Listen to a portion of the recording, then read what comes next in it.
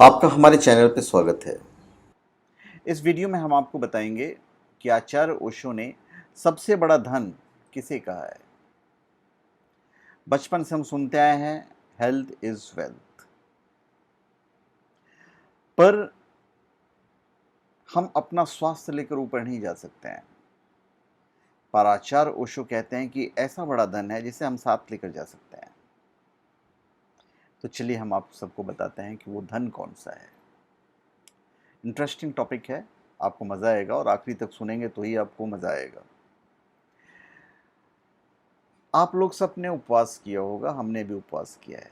तो जब आप उपवास करते हैं और जब आप बाज़ार में जाते हैं तो आपको चारों तरफ सिर्फ खाने के होटल्स दिखते हैं, खाने की चीज़ें ही दिखती हैं। बोलते यार इतने सारे होटल्स खुल गए हैं, पर आप पेट भर के जाओ तो आपका ध्यान होटल की तरफ जाएगा ही नहीं।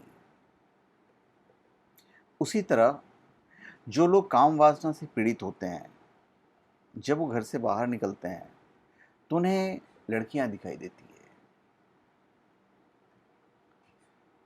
जब उनकी काम वासना तृप्त हो जाती है या वो जो तृप्त हैं काम वासना में, उन्हें लड़के लड़कियां सब दिखाई देते हैं जो हैं, और नहीं ज़्यादा कुछ फ़र्क नहीं पड़ता। और जो काम वासना से ऊपर पहुंच चुके हैं उन्हें लड़के लड़कियों में कोई फ़र्क ही नहीं दिखता है, उन्हें कोई फ़र्क नहीं पड़ता है। आप वही देखते हैं जो आप तलाश करते हैं।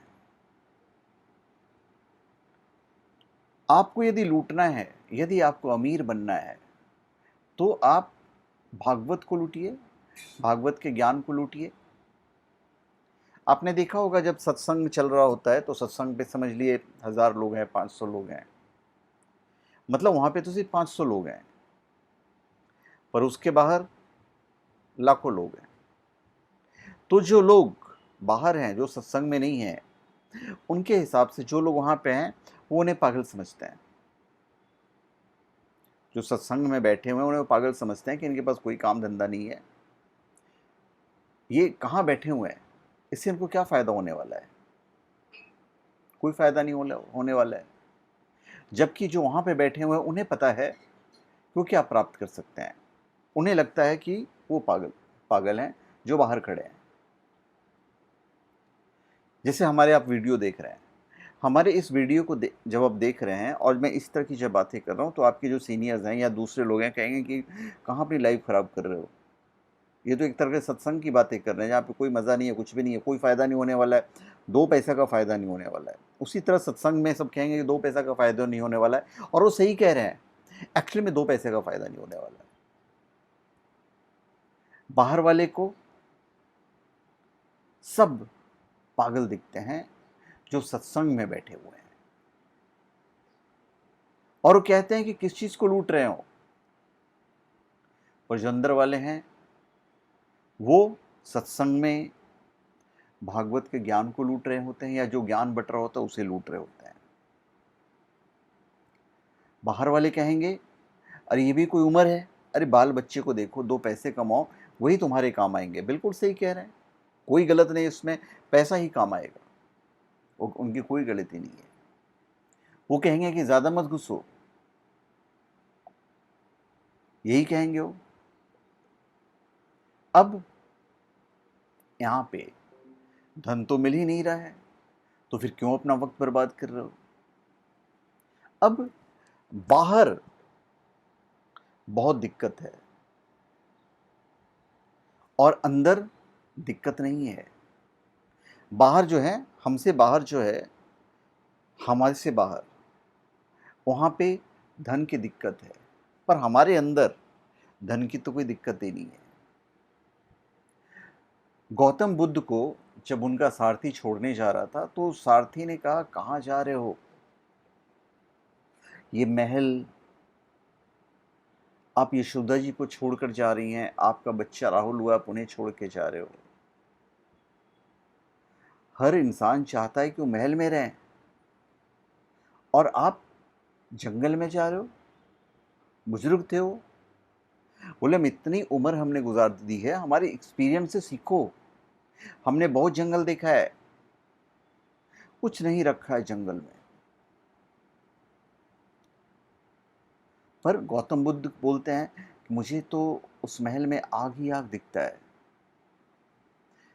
गौतम बुद्ध कहते हैं मैं तो वहीं पे था, मैं वहीं से आ रहा हूं, मुझे तो जंगल जाना है।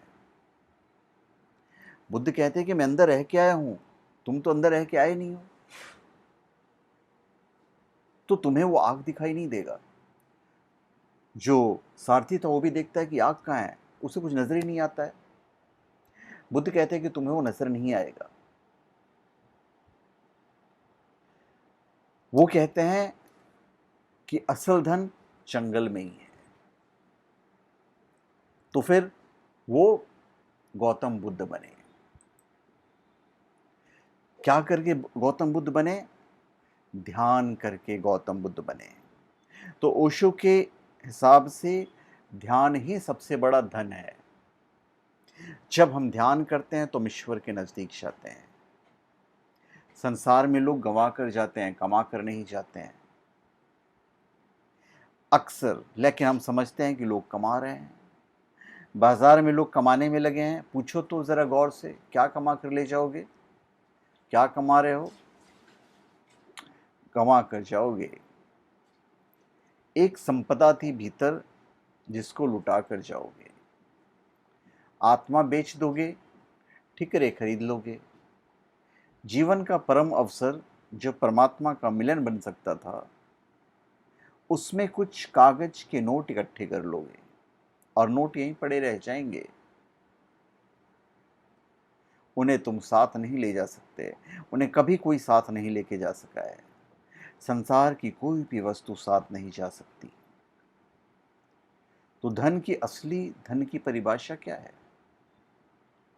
असली धन तो वही है जो साथ लेके जा सकूं। सब कहते हैं हेल्थ इज वेल्थ, वही हमारा सबसे बड़ा धन है। तो हेल्थ लेके जाओगे ऊपर, पैसे लेके जाओगे ऊपर, कुछ नहीं, नहीं लेके जाओगे। ध्यान ही साथ जा सकता है। इसलिए ध्यान धन है, क्योंकि जब ध्यान करोगे तो भगवान के करीब जाओगे। भगवान के करीब जाओगे तो वही सबसे बड़ा धन है। बुद्ध भी 12 वर्ष बाद घर लौटे थे तो उनकी पत्नी काफी नाराज थी। गुस्सा तो आई गई।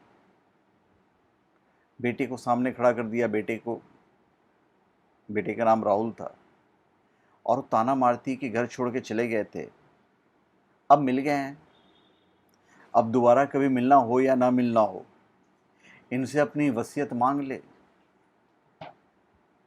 जो भी है इनके पास मांग लो। ये व्यंग कर रही थी, क्योंकि उनके पास तो कुछ देने के लिए था ही नहीं। बुद्ध के पास अब क्या था वसीयत देने को?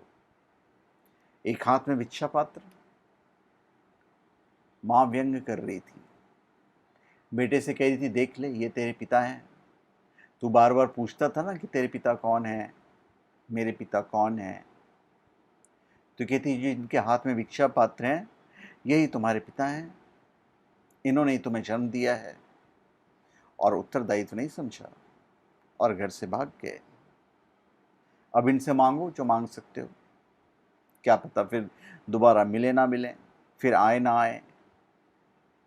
लेकिन यहां पे यशोधरा को यह नहीं पता था कि बुद्धों के साथ मजाक में भी जुड़ जाओ तो मजाक महंगी पड़ जाती है। और राहुल ने हाथ फैला दिए। मां कहती थी कि वसीयत मांग लो। मां ये दिखाना चाहती थी कि बुद्ध को समझ में आए कि तुम सिर्फ एक भिक्षुक हो। और क्या हुआ? क्या पाया? क्या खोया? सम्राट थे, भिक्षुक बन गए हो, और बेटा हाथ फैलाए खड़ा है और तुम्हारे पास देने को एक पैसा भी नहीं है। यही बताना चाह रही थी। यही बताना चाह रही थी ना कि क्या कमा कर लौटे हो। लेकिन बुद्ध ने राहुल के फैले हुए हाथों में अपना भिक्षा पात्र दे दिया और कहा तेरी दीक्षा हो गई तो भी भिक्षु हुआ। मेरे पास यही धन है देने को। मैं ध्यान लेकर लौटा हूं और ध्यान तुझे दूंगा। और यशोधरा को कहा कि तुझे भी मेरा निमंत्रण है। मैं परम संपदा लेकर लौटा हूं, तू भी उसमें भागीदार बन। मैं गवा कर नहीं लौटा हूँ, कमा कर लौटा हूँ। मेरी आंखों में फिर से देखो, ये वही आदमी नहीं है जो तुझे छोड़कर गया था। मेरे हाथ के भिक्षा पात्र को देखती हो, मेरी आत्मा को देखो, मेरी चारों तरफ झड़ती हुई आभा को देखो। यशोधरा तो क्रोध में थी, और क्रोध बिल्कुल स्वाभाविक भी था, बिल्कुल स्वाभाविक। लेकिन बुद्ध की ऐसी घर्षणा थी। उसके बाद यशोधरा गौर से बुद्ध को देखती हैं। देखने का नजरिया ही बदल जाता है। यह प्रमाद, यह सौंदर्य, और वो देखती है कि ये तो एक्चुअली में दूसरा व्यक्ति है। शरीर वही है, पर आत्मा बदल गई। और फिर क्या होता है? उसके बाद तो वो भी सन्यासिन बन जाती है। तो फिर ये ध्यान है, और ध्यान ही हमारा सबसे बड़ा धन है। यही ओशो ने भी समझाया है, और भगवान बुद्ध ने भी कहा है कि ध्यान से बड़ा कोई धन नहीं है। तभी तो गौतम बुद्ध बुद्ध बन गए। तो धन्यवाद। आप सबका हमारे चैनल पे स्वागत है। आप हमारे चैनल पे सब्सक्राइब करें और अपने कमेंट दीजिए। धन्यवाद।